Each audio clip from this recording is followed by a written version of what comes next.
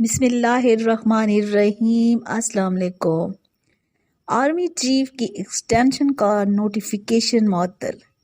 इमरान खान शदीद बरहम, समरी में इतनी बड़ी गलती किसने की? कल चीफ जस्टिस ने कहा कि वो आला हुक्काम को अदालत में बुलाने के हक में नहीं और आज उन्होंने सबको बुला लिया। चीफ जस्टिस आज खुद नोटिस के खिलाफ हैं, लेकिन आर्मी चीफ से मुतालिक दरख्वास्त गुजार की जानिब से दरख्वास्त वापस लेने के बावजूद उन्होंने आज खुद नोटिस ले लिया। मज़ीद डिस्कस करने से पहले अगर आपने अभी तक हमारा चैनल पीके न्यूज़ सब्सक्राइब नहीं किया तो हमारे चैनल को सब्सक्राइब करें, वीडियो को लाइक करें, शेयर करें और बेल आइकन को प्रेस करें। चीफ जस्टिस आसिफ सईद खोसा की जानिब से army chief general Qamar Javed Bajwa की मुद्दत मुलाजमत में तौसीह से मुतालिक दरख्वास्त पर आज खुद नोटिस लेकर फैसले को मुअत्तल करने के बाद कहा है कि कल चीफ जस्टिस ने कहा कि वो आला हुकाम को अदालत में बुलाने के हक में नहीं हैं। आज उन्होंने सबको बुला लिया।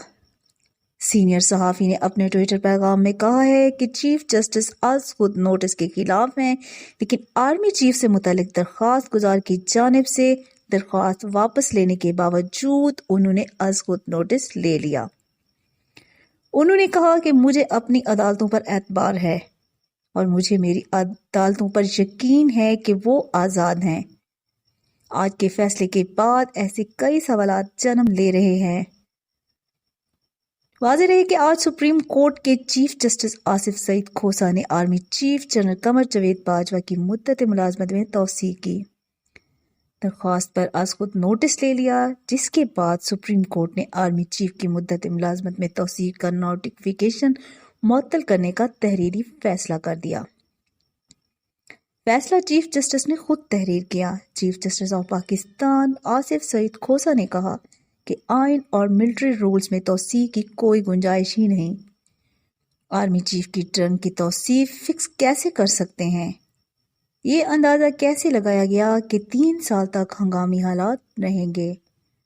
उन्होंने army chief general Qamar Javed Bajwa और दूसरे फ्रिकेन को नोटिस जारी कर दिए।